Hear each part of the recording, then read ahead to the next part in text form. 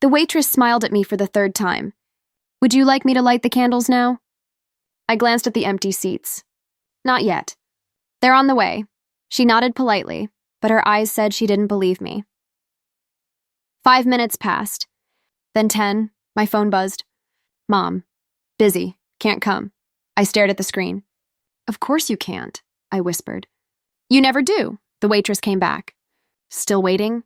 Yeah, I said, forcing a smile.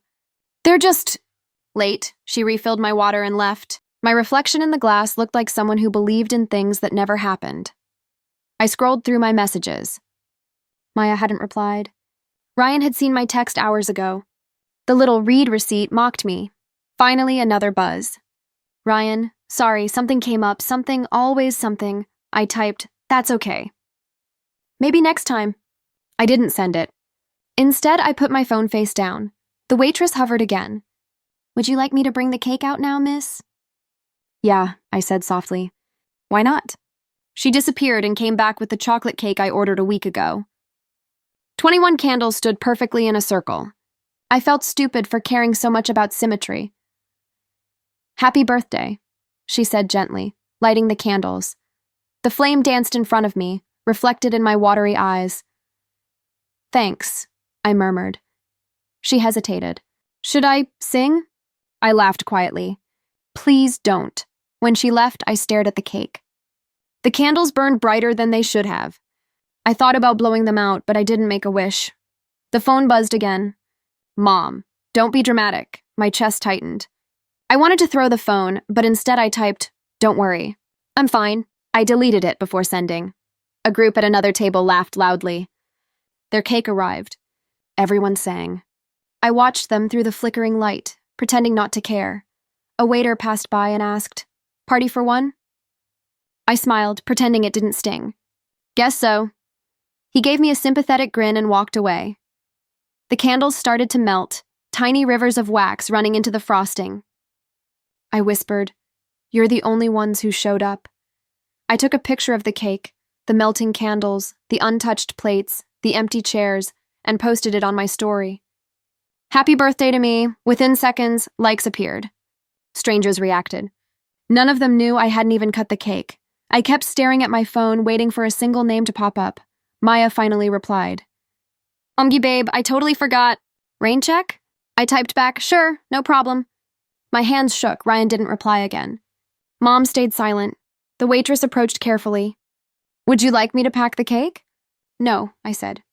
Leave it, she blinked. Are you sure? I'm sure, she left again awkwardly. The candles were almost gone now, little ghosts of what could have been. I whispered to myself, maybe they'll surprise me. Nobody did. I sat there another half hour, pretending to scroll, pretending to smile. Every time the door opened, I looked up. Every time it wasn't them, I looked down. When the last candle went out, the smell of wax filled the air. I waved the waitress over. Can you take this away? She nodded quietly. Of course. Happy birthday, miss. I managed a polite smile. Thanks. As she carried the cake away, I said, Wait. She turned. Could you take a picture of me first? She hesitated, then nodded. I stood beside the table, smiled, held the knife like I'd just made a wish. The photo looked cheerful. I posted it online right after she left. Caption, Best birthday ever. When I walked out, the night air felt colder than it should have. My phone buzzed again. Comments, hearts, emojis. None of it meant anything. At the bus stop, I opened my notes app. I typed, birthday wish. I just want it to stop hurting. Then under it, goodbye, Lena. I stared at the words for a long time. My thumb hovered over delete. I didn't. I took a screenshot instead, just in case. My phone wouldn't stop buzzing when I woke up. Pings, notifications, comments. I squinted at the screen. Hundreds of messages. None from Mom, none from Ryan, none from Maya. Just strangers. Are you okay? Please don't do it. Stay strong, girl, I whispered. What the hell? Someone had shared my photo. The fake smile. The candles. The caption, Best birthday ever. Now people were writing paragraphs about me. About how lonely I looked. I deleted the post. My hands were shaking. A text came in right after. Mom, don't be dramatic. I stared at it. Those 3 words hit harder than silence ever could. I typed back, I wasn't being dramatic. Then deleted it. Typed again. You didn't even call. Deleted that too. My screen blurred as tears built up. The phone buzzed again. Another message from her. You always make things about you. I laughed bitterly. Wow, happy birthday to me. Something snapped inside me. I opened my notes app, the one with my birthday wish. I took a screenshot of the note, the one that ended with Goodbye, Lena. I attached it to a text. Is this about me enough? I hesitated, thumb hovering over send. Then I hit it. The message sent. The dots appeared. She was typing. I waited, heartbeat pounding in my ears. Finally, her reply came. If that's what you want. My mouth went dry. I read it again. Then again. Each time, the words felt colder. I whispered, if that's what I want. I wanted to scream, but all that came out was a quiet laugh. Okay, Mom. Noted. I stared at the ceiling, feeling something inside me die. Then another ping. A new message. Unknown number. Hey, Lena, it's Nate, from Lit class. I frowned. How did you get my number? He replied instantly. You posted that photo last night. People were talking about it. I asked Maya. She gave me your number. I rolled my eyes. Of course she did. You okay? He asked. Yeah, totally fine, I lied. Doesn't sound like it. I stared at his message. I didn't know what to say. He sent another one. Can I call you? I almost said no. Then my thumb betrayed me. Sure, the phone rang a second later. I answered. Hey, he said softly. Did I wake you? No, just deleting my life one post at a time. He gave a small laugh. That's one way to start the day, I sighed. You saw it, didn't you? The cake, the captions, the pity party. Yeah, he said carefully, but I also saw someone trying really hard to be okay. Funny, everyone else just saw drama. People see what they want to see. His voice was calm. I hated that. You don't even know me, I said. Then tell me, he replied. Who are you? I hesitated. Someone whose mom told her not to be dramatic. That's rough. It's normal, I said quickly. That's just her way. Still hurts, though. I didn't answer.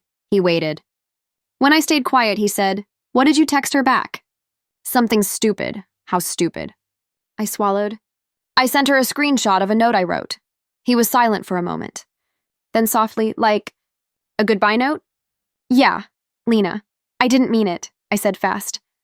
I just wanted her to care, to react. But she said, if that's what you want, he exhaled sharply. God, that's messed up. I know. What are you going to do now? I looked around my room, the empty shelves, the dead flowers from last week. I think I'm done trying. Done trying what? To be seen. To matter. He didn't speak for a while. Then, you do matter, I laughed bitterly. You barely know me. Sometimes that's enough. I didn't know what to say. He spoke again, quietly. You don't have to disappear to make people notice you. I bit my lip. Maybe I do. Maybe that's the only way they'll remember me. Then disappear differently, he said. Not gone, just somewhere else. Somewhere no one looks for me. Exactly. A place where you can breathe. His voice sounded warm, steady. It shouldn't have mattered, but it did, I whispered. You think that would work? I think it's better than dying. Something inside me trembled. I nodded even though he couldn't see it. Yeah, maybe. After we hung up, I sat there staring at my phone. The chat with Mom still glowed on the screen. If that's what you want. I stared at it one last time, then deleted her number. I whispered to the empty room, Fine, you'll get what you want. I opened my laptop and started searching places to rent, far, far away, not to die. To disappear. I deleted everything, I told Nate. He looked up from his coffee. Everything? Instagram, Facebook, even my email. Gone. He frowned. That's extreme. I want to disappear, I said. Completely, he hesitated. Disappear like... Not die, I said quickly. Just vanish. No goodbyes. No explanations, he nodded slowly. You sure about that? No, I said. But I'm doing it anyway. He leaned back. All right. What do you need me to do? I blinked. You're not going to try to stop me? Would it matter if I did? I shook my head. No. Then I'll help, he said simply. That was the thing about Nate. He didn't question my madness. He just followed quietly, like he understood the parts of me no one else wanted to. We spent the next day packing. He looked at the boxes. So you're really leaving? Yeah. Where will you go? I found a small town online. 2 buses away. Nobody knows me there. He smiled faintly. Sounds peaceful. Or lonely, he shrugged. Sometimes they're the same thing. I laughed under my breath. You always talk like a therapist. I'm just observant, he said. You talk like someone who's been invisible too long. I zipped my bag shut. Maybe I have. When we reached the bus station, I hesitated at the gate. You don't have to come. I want to, he said. Why? Because you shouldn't vanish alone. The bus was half empty. The air smelled of metal and rain. I sat by the window, staring at the city fading behind me. Nate sat beside me. What's your plan once we get there? Rent a small place. Change my number. Wait for what? For someone to notice, he sighed. And if no one does? Then I'll know the truth. He didn't argue. Just said, you'll need a fake story. I looked at him. You've done this before? He smirked. I've disappeared from a few people myself. Family? He nodded once. Something like that. The silence after that wasn't heavy. It was strange. Comfortable, even. When the bus stopped, the air smelled different. Cleaner. The town looked small, quiet, almost unreal. We found a tiny room above a bakery. The landlady gave us keys without asking too many questions. Nate said, You can stay here. I'll get something nearby. You don't have to. I know, he said, but I want to make sure you're okay. Why? He smiled softly. You remind me of someone I didn't save in time. I didn't ask who. The way he said it hurt enough. That night, I sat on the bed, scrolling through my contacts list. I deleted every name, Maya, Ryan, Mom, gone. When I finished, it felt like erasing a life. My phone didn't ring. The next morning, I checked again. Nothing. No missed calls, no messages, no police report on the news. Nothing. Nate showed up with coffee. Anything? I shook my head. Not even a spam call. He placed the cup on the table. Maybe they think you need space. Or maybe they're relieved, I said. He didn't answer. We went for a walk. The town was small. Old houses, a quiet river, people who smiled without knowing your name. This place feels unreal, I said. Maybe that's the point, he replied. We sat by the riverbank. You think anyone's looking for me right now? He skipped a stone. Does it matter? I guess I wanted proof, I said softly. Proof that someone cared. And if they don't? I looked at the water. Then I start over, he nodded. Good. Something in his tone made me glance at him. You sound proud? Because you're not crying anymore, he said. You're thinking about what? Rebuilding. You've stopped asking why and started asking what next. I laughed weakly. You make it sound simple. It isn't, he said. But it's possible. We stayed there until the sun dipped low. When he walked me back, he said, You should write. I used to, I said. Poems. Start again, he said. Not poems, plans. Plans for what? Your next life. That night, I opened my notebook. The first page stared back at me, empty. I wrote, Step 1, disappear without dying. Then, Step 2, become someone they regret losing. It felt cold, but honest. My phone buzzed suddenly. My heart leapt, then sank. Just an unknown number asking about my old apartment lease. Nate knocked softly at the door. You okay? Yeah, I said. Just a ghost check-in, he chuckled. You're not a ghost, Lena, you're just unseen. Same thing, I murmured. He leaned against the doorframe. One day you'll make them see. I met his eyes. That's the plan, he smiled. Good, just don't lose yourself doing it. I already did, I said quietly. That's why this works, he didn't argue. Just nodded and left. When he was gone, I lay back and whispered to the ceiling, If no one looks for me, I'll make them wish they had. Then I turned off my phone, for good this time. The silence that followed wasn't lonely. It was mine. Nate knocked on my door. You've been staring at that laptop for hours, Research, I said. On what? My old life, he sighed. You said you wouldn't. I lied. He walked in, sat beside me. What are you looking at? I turned the screen toward him. Ryan's profile. His smile filled the page. Next to him, Maya. He moved on fast, Nate muttered. Not even a month, I whispered. Look at the caption. Found peace after pain. Nate frowned. Peace from what? Losing you? Apparently, I scrolled. There's more. Dinner photos, parties, my mother smiling like she didn't bury me. He leaned closer. Who are those people with her? Her friends, neighbors, they're holding candles. Look, celebrating Lena's life. He blinked. Wait, what? It's a dinner, I said, bitterness dripping from my voice. In memory of my beautiful daughter taken too soon. He stared at me. She's pretending you're dead. She's not pretending. She believes it. I disappeared, remember? No one questioned it. That's insane. I laughed quietly. No, that's Mom. Always making tragedy about her. Nate shook his head. And you're just watching this? I made a fake account. New name, new photo. I watch everything, he sighed. That can't be healthy. I don't want healthy, I said sharply. I want the truth. I kept scrolling until something new appeared. A post tagged Lena Foundation. What's that? Nate asked. I clicked. The screen filled with pictures, banners, crowds, smiling faces. At the center, my mother holding a microphone. Behind her, a poster of me. What the hell? I whispered. Nate leaned closer. Is that your graduation photo? Yeah, my stomach turned. She's using it for a charity? Supporting young women's mental health. He exhaled slowly. So your death is her marketing strategy? Exactly. Are you sure it's her project? She's tagged. Listen. I played the video. Mom's voice filled the room. My daughter Lena struggled in silence. I want her story to help others find hope. I hit pause. Hope? My voice cracked. She told me not to be dramatic. Now I'm her inspiration. Nate clenched his jaw. That's low, even for her. She's collecting donations, I said, scrolling. Look at this, hundreds of comments, thousands of dollars. All in my name, he whispered. She turned your pain into profit. I nodded. And Ryan commented, proud of you, Elena? Ryan?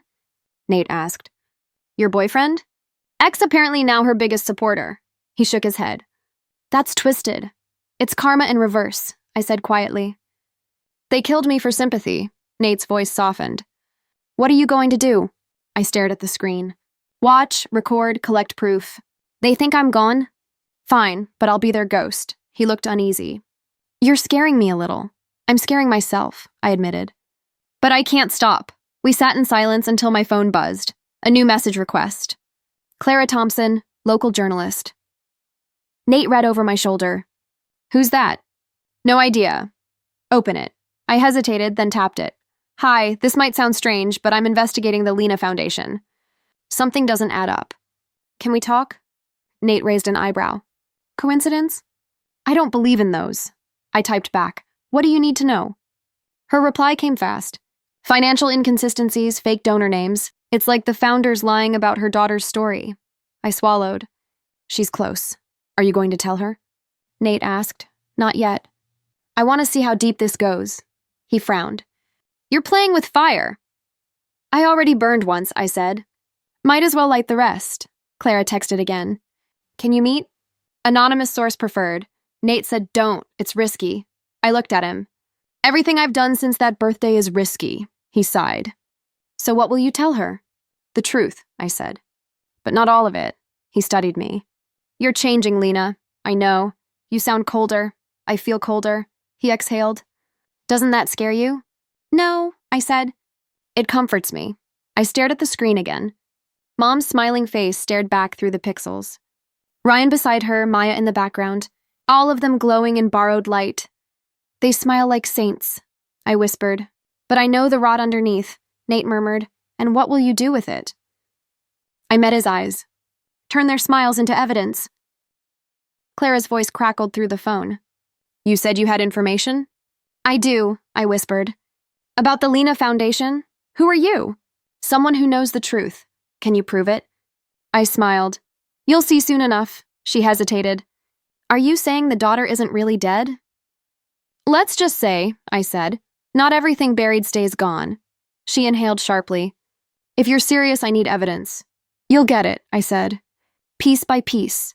When I hung up, my hands were trembling, not from fear, but from control. For the first time, I was the one pulling strings.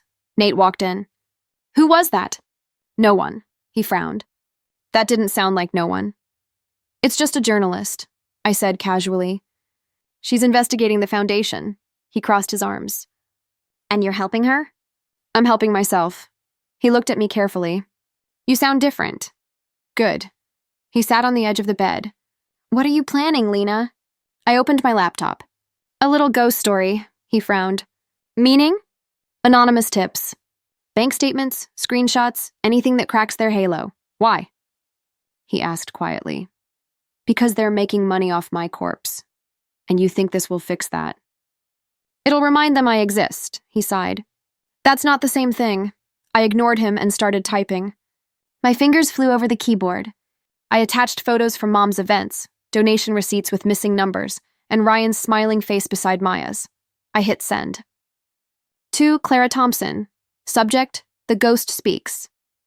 Done, I said. Nate rubbed his temples. You're playing with fire again? Good, I said. I like the burn. He looked at me like he didn't recognize me anymore. This isn't the girl who cried over her cake. No, I said softly. She's dead. They buried her. Then who are you now? I met his eyes. The ghost they made? For a moment, neither of us spoke. The only sound was the faint hum of my laptop. Then it pinged, a new message from Clara. This changes everything. Are you sure you want to keep this anonymous? I typed back, ghosts don't sign names. Nate read over my shoulder. You really enjoy this, don't you? I enjoy balance. He shook his head. This won't give you peace. Who said I want peace? Then what do you want? To watch them fall. He sighed heavily. You're chasing poison. I smiled faintly. It's working. Over the next few days, Clara's articles started appearing online. Questions surround the Lena Foundation's finances. Mom's interviews stopped. Ryan's social media went quiet. Maya posted cryptic quotes about truth always coming out. I scrolled through every reaction, every comment. They're panicking, I whispered. Nate leaned against the doorframe. You sound proud. I am. He folded his arms. And after they're ruined, what then? I don't know, I said honestly. Maybe then I'll breathe. He shook his head. You keep saying that, but every breath sounds heavier? I laughed dryly. You analyze everything. Because you're scaring me, he said. You're not sleeping. You're obsessed. I'm focused. You're fading, he said quietly. That made me pause. What do you mean? You're becoming the ghost you pretend to be. I didn't answer. That night, I refreshed the news again. A video played. Mom outside her house, reporters swarming. Mrs. Elena Ward, any comment about the allegations? She forced a smile. My daughter's memory deserves better than lies. I froze. Her eyes looked teary. Maybe fake, maybe not. Nate peeked at the screen. She looks scared. She should be, he sighed. You sound like her. What's that supposed to mean? Everything's about control with her. You're doing the same thing. I glared at him. She used me. I'm just using truth. Truth can still destroy people, he said. Good. Even you? I paused. Maybe that's the point. He shook his head. I don't think you know what you're becoming. I do, I said. Finally. The next morning, I woke to another headline. Anonymous source claims Lena Ward alive. My heart pounded. Clara had published it. I whispered. She did it. Nate walked in holding his phone. Everyone's talking about you. Half the internet thinks you faked your death. Perfect, I said. He stared at me. You wanted this chaos? Yes. And when they find out it's true? They won't, not yet. He lowered his voice. Lena, listen to me. Revenge feels powerful because it fills the silence. But it never heals it. I met his eyes. You're right. He relaxed slightly. Good. I smiled faintly. But I still need to finish what I started. I stared at the blank email subject line. Then I typed, in loving memory of Lena, the truth will be revealed. My hands didn't shake this time. Nate's voice came from the doorway. You're writing again? Something like that, I said. He stepped closer. What kind of something? An invitation. To what? My resurrection, he frowned. That doesn't sound funny.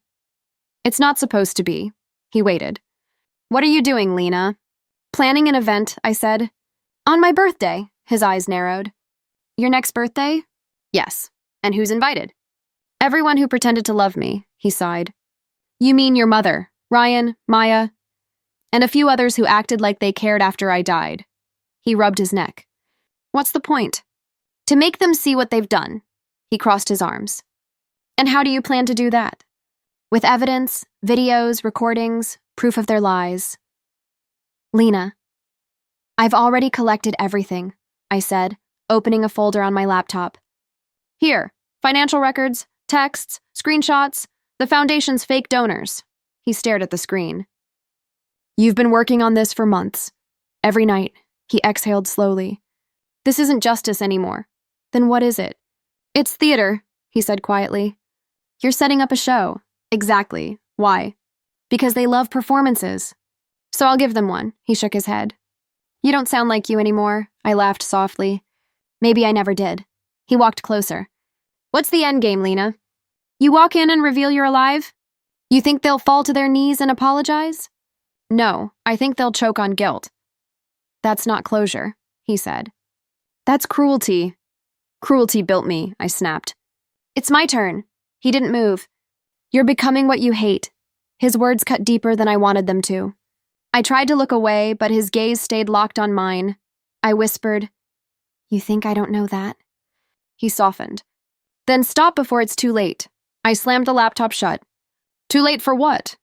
Redemption, peace? Those things were never mine. He took a step closer. You're wrong. You can still choose peace. Peace is for people who get justice first. Or for people who forgive. I laughed bitterly. Forgive? She used my death to raise money. Ryan kissed my best friend at my memorial. Maya sold my story to the press. You think forgiveness fits in that picture? He whispered, I think forgiveness is freedom. I don't want freedom, I said. I want them to feel what I felt. Loneliness? Emptiness, I said. The kind that doesn't fade. He stared at me for a long time, then quietly asked, Do you even know who you are anymore? I wanted to say yes. Instead, I said, I'm the echo they created. He shook his head. You don't have to live in their shadow. But I already do. Silence filled the room, heavy and sharp. Finally, he said, If you send those invitations, you can't take them back. I know. Once you start this, there's no version of you that walks away clean. I'm not clean, I said. Never was. He stepped closer. Then at least be honest with me. What do you really want from this? The question broke something in me. My throat tightened. I want someone to look at me and not see a mistake, I whispered. I want someone to remember I existed for more than their guilt. He reached out slowly, like I was glass. I see you. The words hit me harder than I expected. My eyes burned. Don't, I whispered. Lena, I said don't. I turned away, pressing my palms to my face. If I stop now, it means they win. It means my pain didn't matter. He moved behind me, voice low. It mattered to me. I froze. Why? Because you're still here. My breath caught. For a second, the room felt too small. He put a hand on my shoulder. You don't need to destroy them to prove you're alive. I need to finish this, I said. Just one more step. He whispered, Then promise me when it's over, you'll let it go.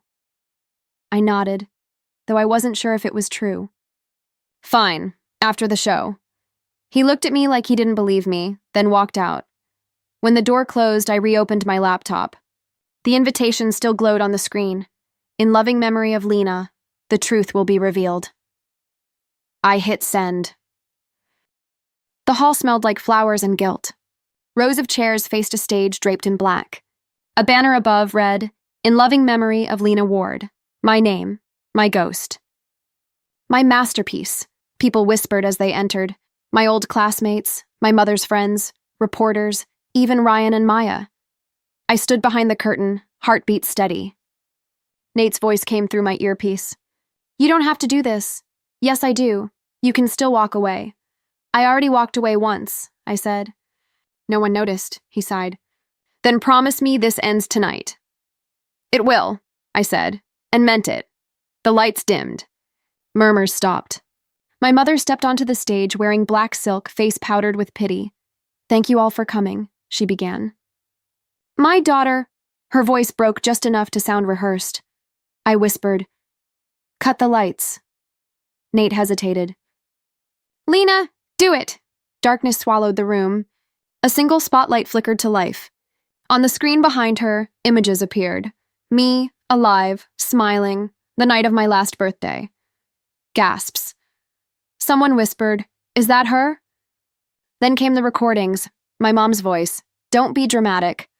Ryan's texts, Maya's laughter. Every lie stitched into a perfect symphony of betrayal. The audience shifted, whispering louder. My mother froze. "Turn that off."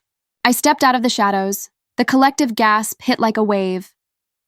"Hello, everyone," I said calmly. "Miss me?" My mother's hand flew to her mouth. "Lena?" Ryan's chair scraped the floor. "This isn't real." "Oh, it's real," I said. "You made me disappear. I just made sure the story had a better ending." Maya's voice trembled.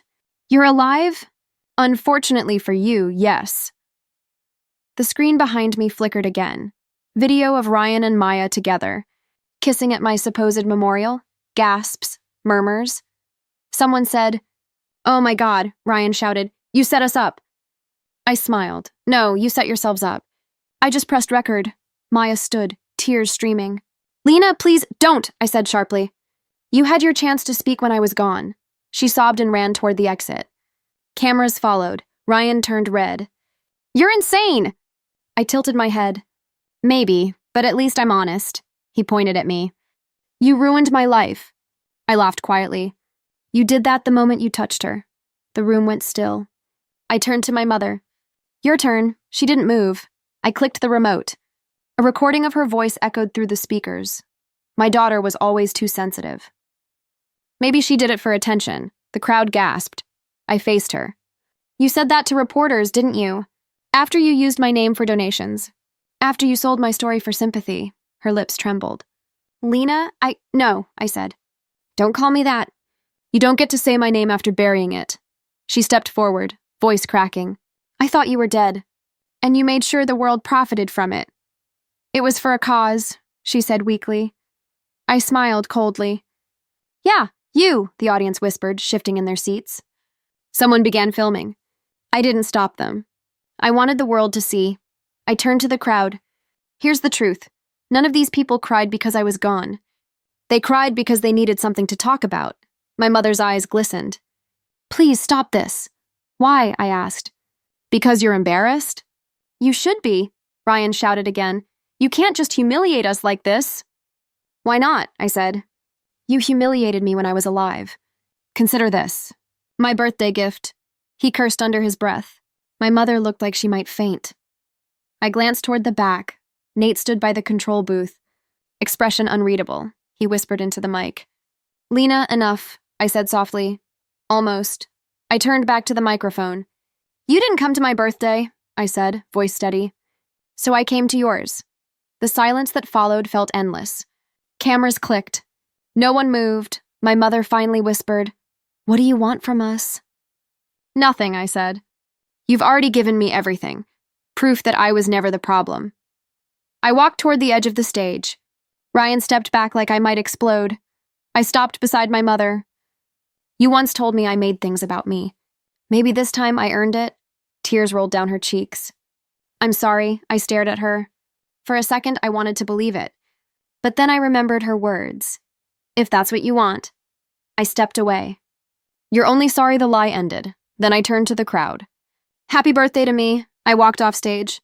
Behind me, the noise erupted. Voices shouting, reporters swarming, Ryan cursing, my mother sobbing. Nate met me backstage.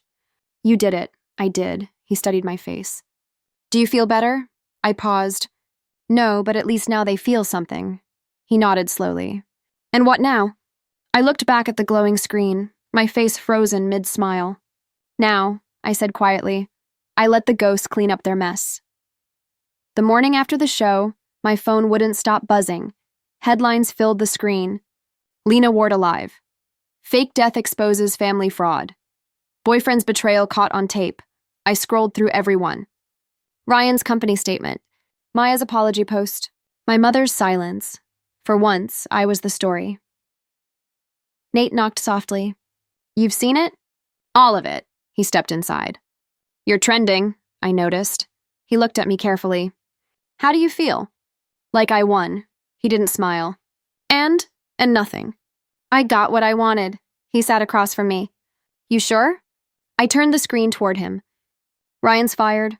Maya's hiding. My mom won't leave her house. That's justice. He folded his arms. Or punishment. It's the same thing. He shook his head. No, it's not. I laughed quietly. You sound like a therapist again. Someone has to. I leaned back. They deserve this, Nate. I didn't say they didn't. Then why do you sound disappointed? Because you don't look happy. I'm not supposed to be happy. I'm supposed to be right. He said nothing. The silence made me angrier than his words ever could. I pointed at the laptop. Look at this. People finally see them for who they are. They see me. He met my eyes. Do you see you? I froze. What's that supposed to mean? You're watching them fall apart like it's proof you matter. But all I see is someone who still can't breathe. I can breathe fine, I said sharply. Then why are you shaking? I looked down at my hands. They were trembling, faintly. It's adrenaline. It's emptiness, he said. I turned away. You don't know what it feels like to be erased, he sighed. You're right. I don't. But I know what it looks like when someone mistakes revenge for recovery, I whispered. They ruined me. And you ruined them, he said softly. Now you're even. So why do you still look broken? The question lingered in the air. I wanted to scream, but the words wouldn't come. Instead, I said, because it's not enough. He nodded slowly. It never is. I closed the laptop and stared at the blank wall. Ryan's friends unfollowed him. Maya's getting death threats. My mom's charity shut down. They're finally paying. And you? What about me? You still wake up alone, he said. I laughed bitterly. Don't start with the pity speeches, he leaned forward. This isn't pity. It's worry. You've been sitting here for hours, reading comments, waiting for something that won't come. I'm waiting for silence, I said. For the noise to stop. He lowered his voice. The noise isn't out there, Lena. I looked at him. Then where is it? He tapped his chest. Here. The room went quiet. I whispered, They deserved it, Nate. He nodded. They did. Then why does it still hurt? Because you cared, he said. Even when they didn't, I felt my throat tighten. I wanted them to feel what I felt, and now they do. Then why do I feel emptier? He didn't answer. Tears slipped down my cheeks before I realized it. This isn't fair. No, he said gently. It's human. I laughed through the tears. I wanted justice, not humanity. He smiled sadly. They're the same thing until you get them. I wiped my face. I thought revenge would make me strong. It made you loud, he said. Not strong, I looked at him. You think I ruined myself? He hesitated. No. I think you buried yourself next to the person you used to be, I whispered. Maybe that's what I wanted. He shook his head. No one wants that, I didn't answer. I walked to the window instead.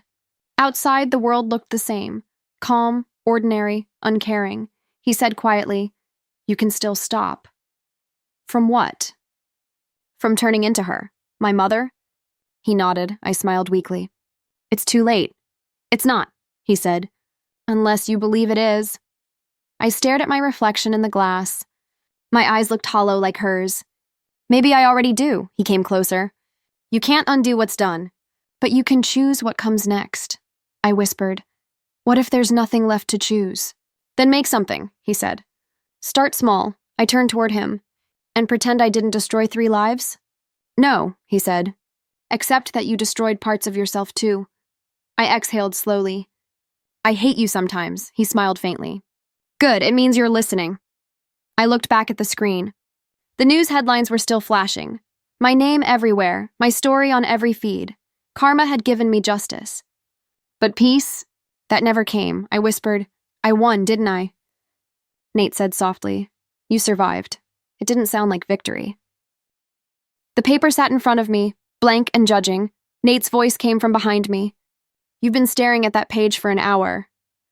I don't know where to start, Try hello. I smiled faintly. She doesn't deserve hello. He stepped closer. Then write it for you, not for her. I am, I said. This isn't forgiveness. It's release, he nodded. Then say everything you never could. I picked up the pen. You'll read it when I'm done? If you want, I began slowly. Dear Mom. The words flowed before I could stop them. You missed my birthdays. You missed me. Nate stayed quiet. The sound of the pen scratching was the only noise in the room. I kept writing aloud. You always said you were busy. I believed you. Until I realized you were just busy being someone else's hero, he murmured. That's harsh. It's true, I said. You saved everyone but me. More ink. More confessions. Do you remember when I brought home that drawing in 3rd grade? You didn't look up from your phone. You said, that's nice, honey. I waited for more. It never came. Nate's voice was soft. You still remember that? I remember everything, I whispered. Every time she chose silence over love, I kept writing. You told me emotions were weakness. I believed you until they drowned me. You said, don't be dramatic. That phrase still lives in my bones. My throat tightened. She'll never read this. Maybe that's the point, he said. I nodded. I'm not writing for closure. I'm writing for honesty. More lines spilled out. I wanted you to hold me once, just once, without checking the clock. I wanted you to tell me I mattered. I wanted to stop earning what should have been free. My voice shook. I wanted you to come to my birthday. Nate reached out but didn't touch me. She'll never understand that kind of sentence. I know, I said, but I do. I signed the end, love, or something close to it, Lena. I folded the paper, slid it into an envelope, and stared at it for a long time. It feels heavier than it should. It's years of weight, he said. I looked up. You think leaving it's a mistake? No, he said. I think keeping it would be. We drove in silence. The night smelled like rain. Her house looked the same. Too perfect, too quiet. I parked across the street. Nate whispered, You sure? Yeah. He handed me the box beside him, the cake. Chocolate, 21 candles again. Poetic, he said. Tragic, I corrected. I carried it to the porch. Every step felt like a decade. At the door, I placed the cake down carefully and set the envelope beside it. I whispered to the wood, Happy birthday, Mom. This one's mine. Nate's voice carried softly from the car. You done? Almost. I took one last look at the letter. The ink had smudged near the bottom, a tear I hadn't noticed. I smiled faintly. Guess that's my signature. He called out, You're not waiting to see her reaction? No, I said. That part's hers. I turned away. The wind picked up, lifting the edge of the envelope slightly, like it wanted to follow me. Nate met me halfway down the sidewalk. How do you feel? Empty, I said. But lighter. That's what letting go feels like. I nodded. Some wounds don't heal, he glanced at me. Then what happens to them? They stop bleeding, I said quietly. That's enough. We walked back to the car without looking back. The porch light flicked on behind us, glowing faintly through the rain. For once, I didn't care who turned it on. The candle flickered in front of me, one tiny flame on a small, simple cake. Nate leaned back in his chair. You didn't even get 22 candles? One's enough, I said. He smiled. Symbolic? Efficient, I said softly. Besides, too many candles make the cake melt faster. He nodded, watching the flame dance. You always hated when they burned too long. Because no one ever blew them out with me. He didn't reply. We didn't need to fill every silence anymore. The air smelled like frosting and vanilla. No guests, no cameras. Just quiet. Nate finally asked, You gonna make a wish? I think I ran out of wishes last year. Then make a promise. I looked at him. To who? To yourself, he said. It's your turn. I thought about it for a moment. Fine, I promise. To stop living like a ghost. That's a start, he said softly. The silence stretched again. It didn't hurt this time, it just was. My phone buzzed on the table. I almost ignored it, but the name on the screen froze me. Mom. Nate noticed my face change. You okay? It's her, he nodded slowly. You gonna open it? I hesitated, thumb hovering over the screen. What if it ruins tonight? What if it doesn't? I took a breath and opened it. The message was short. Happy birthday, Lena. No excuses. No paragraphs. Just that. I stared at it longer than I should have. Nate asked quietly, "What does it say?" 2 words. He tilted his head. "You want to read between them?" I smiled faintly. "I'm tired of reading into things. Maybe this time I'll just take them as they are." He leaned forward. "Do you think she means it?" "I don't know," I said.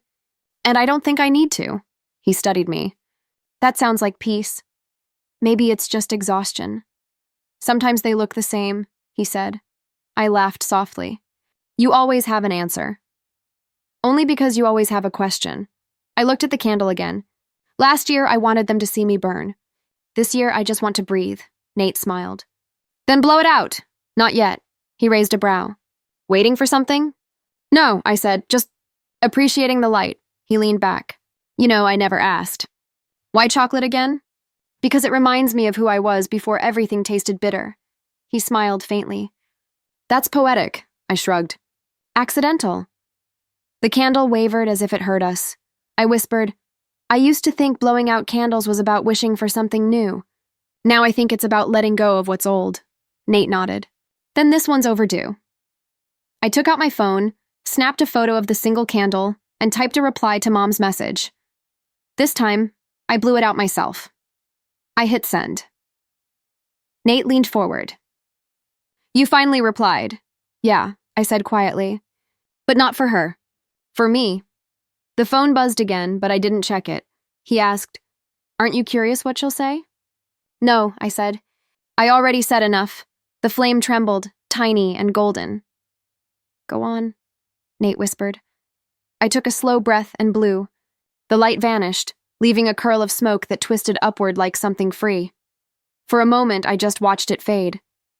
My chest felt both heavy and light, like something ending and beginning at the same time. Nate smiled softly. "So," I whispered, "it's quiet." "That's good. It's peaceful," I said. "It's strange," he nodded. "That's healing," I smiled faintly. "I think I'm starting to believe you." We sat there in the dark, cake between us, no ghosts left in the room.